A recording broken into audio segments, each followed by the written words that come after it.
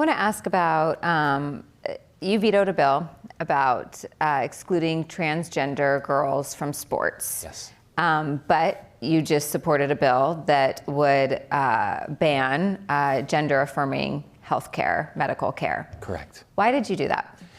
Well, there's a couple reasons, and this is a hard one. This is a hard issue. It's a hard issue to even have a discussion about. Everyone is so passionate about this one, and I've always tried. Look, I am an ally to the LGBTQ community.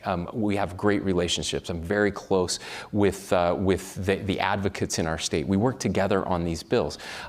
Missing from all of the reporting is that there were actually two bills that would have done this. One was much more extreme than the one that passed. That bill failed in the legislature. Again, didn't get any press, which I think is interesting, and we can ask why. But this one did pass, and I did sign it.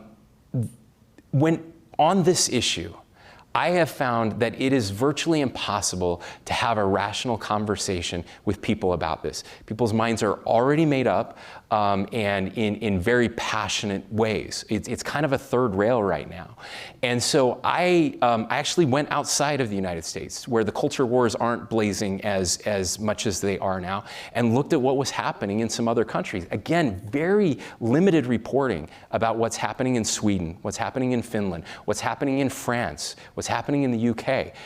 Extremely limited reporting here. There was a New York Times article several months ago, last year, that mentioned it, and the lack of science and information that we have, and the potential damage that we are doing to younger and younger people, and the possibility of social contagion when it comes to these transitions.